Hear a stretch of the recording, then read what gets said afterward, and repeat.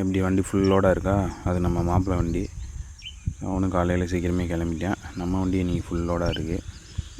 மாசி பச்சை ஃபுல்லாக அறுவடை பண்ணி நம்ம முஸ்லீம்டி மார்க்கெட்டுக்கு கிளம்புறதுக்கு ரெடி ஆகிட்டோம். விநாயகர் சதுர்த்தி இன்னும் 2-3 நாளில் வர போகிறதுனால நம்மளுக்கு கொஞ்சம் சீக்கிரமே போனால் தான் வியாபாரம் நல்லா இருக்கும்.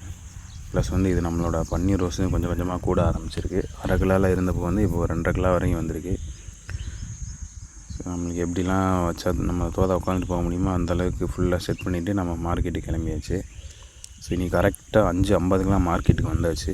சீக்கிரமாக வந்ததுனால என்ன பெனிஃபிட்னால் இன்றைக்கி கொஞ்சம் சீக்கிரமாகவே நம்ம சேல்ஸ்லாம் முடிச்சிட்டோம்.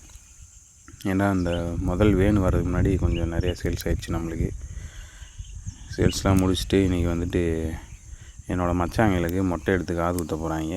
அந்த ஃபங்க்ஷனுக்கு நம்ம கிளம்புனேன். அதனால தான் இவ்வளோ சீக்கிரம் வந்திருக்கேன். ஃபுல்லாமே நம்மளோட பூ எல்லாமே காலி ஆகிடுச்சு. பார்த்தீங்களா, இதெல்லாம் நம்ம பூ தான் வாங்கி வச்சுருக்காங்க. ஃபுல் சேல்ஸ் எல்லாம் முடிச்சுட்டு நான் நம்மளோட அக்கௌண்ட்டில் வந்துட்டு எவ்வளோ போட போகிறோம் அப்படின்றத எழுதியாச்சு. நம்மளோட பூக்கடை அக்கௌண்ட்டில் 55 முடிய 10 ரூபா ரேட்டுக்கு போட்டிருக்கோம். பன்னீர் ரோஸ் வந்து 1,700 இருந்துச்சு. அது ரேட்டு வந்து நம்மளுக்கு இப்போதைக்கு தெரியாது. சரின்ட்டு நான் அப்படியே வீட்டுக்கு கிளம்பிட்டு நானும் என் ஒய்ஃபும் கர்மாத்தூள் இருக்க விரும்பன் கோயிலுக்கு தான் கிளம்பி போயிட்டுருக்கோம். அங்கே தான் வந்துட்டு என்னோடய மச்சாங்களுக்கு காது ஊற்று பயந்துக்கு என்ன அழுகிறாங்கன்னு பாருங்கள், பாவம்.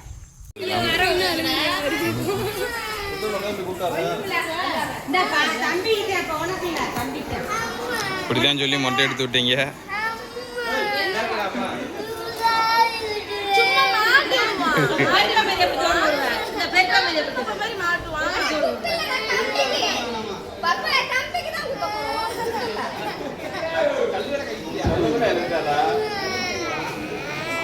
ஏய், சும்மா கண்ணி தீனி வரா.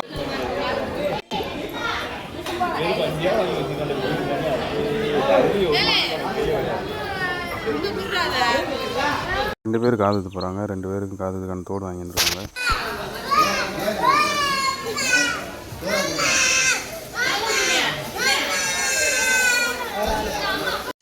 பாவம் பிள்ளை விட்டுங்கடான்னு கதறேன், கேட்க மாட்டுறாங்க. எப்படியோ ஒரு ஃபங்க்ஷன், இதெல்லாம் ஒரு வழக்கம்தான் நம்ம இதில். இருந்தாலும் பாவம் ரொம்ப அழுக விட்டாங்க.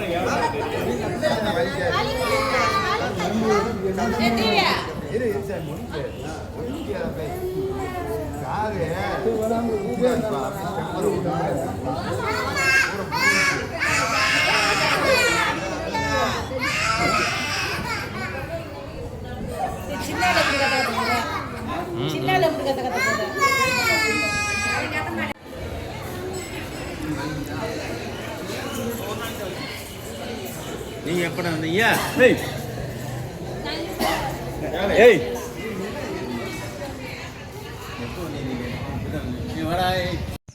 காது ஊற்ற முடிஞ்சது. அப்படியே சரி கொஞ்சம் நேரம் சாமி கும்பிட்டு கிளம்பலாம் அப்படின்ட்டு சாமி கும்பிட ஆரம்பிச்சிட்டோம். ஆடு வந்து காணிக்கையாக கொடுத்துருக்காங்க. இங்கே வந்துட்டு ஒரு செம்மையான ஒரு சிலை இருந்துச்சு, பிரம்மாண்டமாக குதிரையில் சாமி உட்காந்துருக்க மாதிரி. அந்த சாமியெல்லாம் கும்பிட்டுட்டு உள்ளே வந்துட்டு ஒரு 5-6 சாமியெல்லாம் இருந்துச்சு. அதெல்லாமே கும்பிட்டுட்டு அதுக்கப்புறமா கொஞ்சம் பொங்கல்லாம் இருந்துச்சு. எல்லாமே சாப்பிட்டு முடிச்சுட்டு நாங்கள் அப்படியே வீட்டுக்கு கிளம்பிட்டோம்.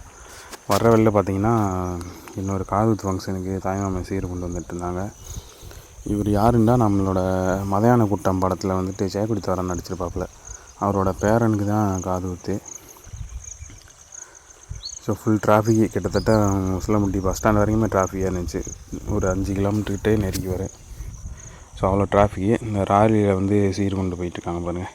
ஸோ அரிசி வேறு சீர் பொருள் எல்லாமே ராலியில் போயிட்டு இருந்துச்சு.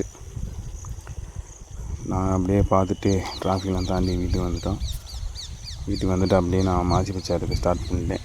ஈவினிங் ஆயிடுச்சுல, அடுத்த நாளுக்கு மாசி பச்சை அறுக்கணும்ல, அதனால் நாளைக்கு வந்துட்டு விநாயகர் சதுர்த்தி புதன்கிழமை வருது. அதனால் இன்றைக்கி கொஞ்சம் சேல்ஸ் நல்லாயிருக்கு அப்படின்ட்டு நிறைய முடிவு எடுக்க ஆரம்பிச்சிட்டேன். ஸோ நீங்கள் எடுத்து முடிக்க நம்மளுக்கு நைட் ஆயிடும் ஃப்ரெண்ட்ஸ். நெக்ஸ்ட் வீடியோவில் பார்க்கலாம். பாய்.